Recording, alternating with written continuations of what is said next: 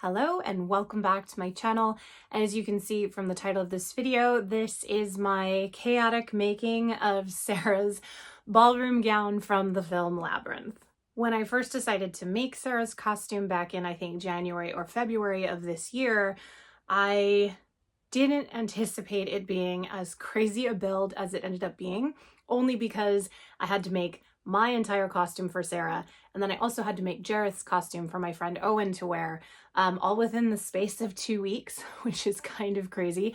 So I didn't think I would actually do a making of video for YouTube or anything at that point, which is why this one is a bit more chaotic than the Jareth video. However, after I had finished majority of Sarah and started working on Jareth, I thought, oh, you know, there might be people out there who are interested in seeing how this was done and maybe making their own, which is why Jareth's is more cohesive, and this one that you're about to watch is a lot crazier and chaotic. So when I started this build, or decided, I should say, that I was going to make this year back in January or February, I, took my time. I collected gems, I collected patterns, lots of fabric, lots and lots and lots of fabric. And I made everything myself. I didn't really outsource anything except the wig. And even with that, I think I spent almost $400 in terms of materials and patterns and things. So it was not a cheap build by any means. I could honestly see this being made for someone going for upwards of $1,000 to $1,500 just because of the materials involved. Some of the fabric that was super cheap back in the 80s is now running, $15 a yard. So anyway, it was definitely a dream costume, which is why I didn't mind spending the money. But if you are planning on making this yourself, do your research, try and get your fabric as inexpensively as possible, because it does run up. I know this video jumps around a lot in terms of the making of, which you'll see momentarily, but I did try and link everything that I used and that you can source online in the description box. And of course, I'm happy to answer any questions that you may have. So please feel free to comment in the box if you had any questions on this particular build. First thing is my undergarments. So for Sarah, I'll be using this pattern that I have used for my picnic Padme Amidala. So it's already cut out. I know the sizing. It's perfect because of that reason alone.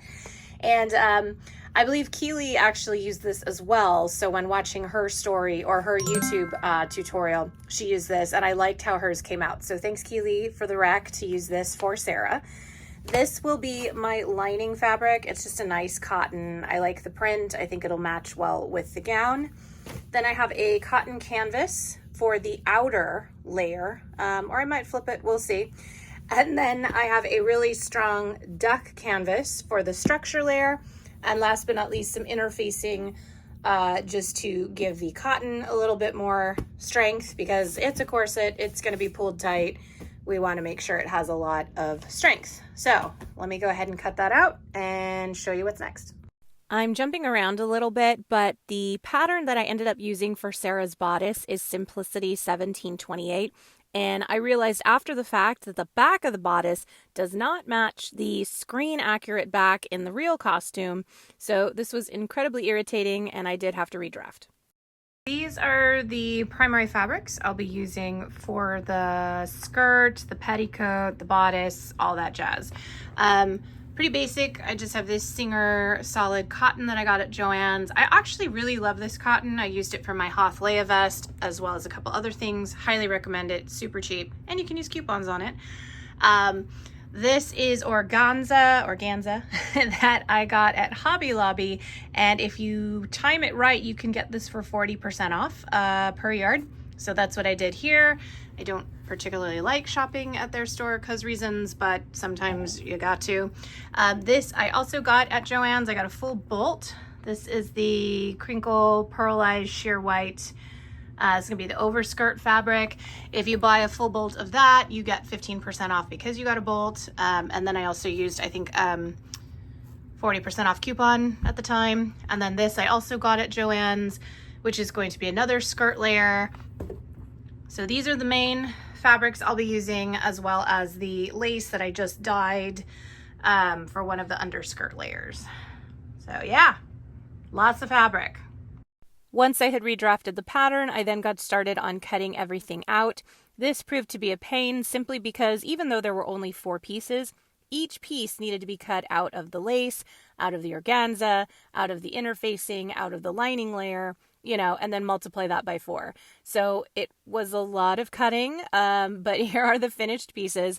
And then I got started assembling them, ironing on the interfacing, you know, the usual. The thing that took the most time, though, was putting all of the panels together and then basting them in place.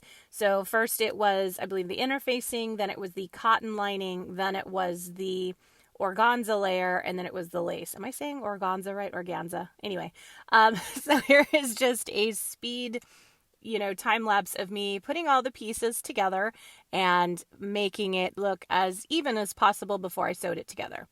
This is the mostly assembled bodice. I'm really happy with how it looked overall, although I wish the under layer of the sparkly fabric was a bit brighter so you could see it, but you know what? It's fine. You know, it's an 80s costume. It's shiny. It's got lace. It's polyester. It works. Another minute detail on the bodice was piping. So I had to create the piping with leftover fabric and just some white piping that I had. And then once that was installed, I went ahead and started placing the stones and the beads. Don't worry, I did end up fixing that bottom half. I know it looks funky right now, but I did fix it, I promise. With the bodice pretty much finalized in construction, I then went ahead and started piecing out where I wanted the gemstones. So I started off with these gemstones thinking there would be enough, but there wasn't, and spoiler alert, I did have to go and buy more. Here is the mostly finished beading. Honestly, this took forever. Each of those gemstones had to be sewn on individually. I did not use glue. I actually sewed them on. And here I am just doing a quick try on to see how it looks, how it fits. This was difficult because everything was backlacing. And now I'm going to be jumping ahead a little bit. The costume does require a panier, but I did not want to make it. I also didn't have the time to make it. So I went on Amazon and I found this one. And honestly, I'm really happy with it. I think it was around $50. I'm not sure, but I will link the item in the description box in case anyone is interested in getting this one as well. I do recommend it. You know, I wore it all night. It moved easily and it carried all the weight of the skirts fairly well.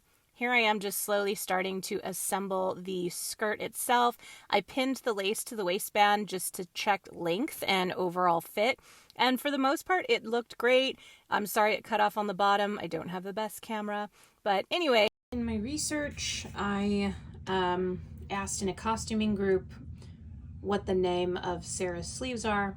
And it's I'm probably going to pronounce this wrong, Grigot, I don't know. Grigot, and Truly Victorian has a pattern. Oh, there you go. You can see the word. That is the exact sleeve I need. So I got the pattern, printed it out, and now I'm just going to tape it together and then put it together and attach it to the bodice because the bodice is just waiting for the sleeves. And here is the pattern all taped together. As you can see, it's ridiculously huge, and I deliberately cut it at the biggest size. I apologize for not getting any video of me making these, but it was so much work and I was so frustrated by the whole endeavor that I just kind of sped through it, made one, realized I had to make another, groaned, and then got to work. And here is the finished skirt, or mostly finished skirt. I will say I was a bit bummed I didn't have enough fabric, especially lengthwise, to make the shiny fabric work, but I also didn't have any more money, so this is as good as it's going to get.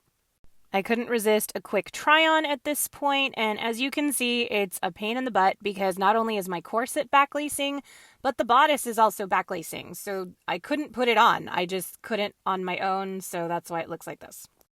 And then I moved on to making the necklace. These are a lot of the gems that I ended up using. I got most of them at Hobby Lobby. Some I just randomly had in my stash left over from other projects, and I got to work. I've never really made a necklace like this before. It was a lot of guessing, a lot of knots and hot glue, and a hope and a prayer, but hey, it worked.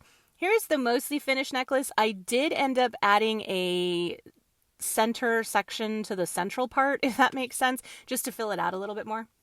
And the last thing I made was this quick petticoat to go under the skirts, and the costume was finished.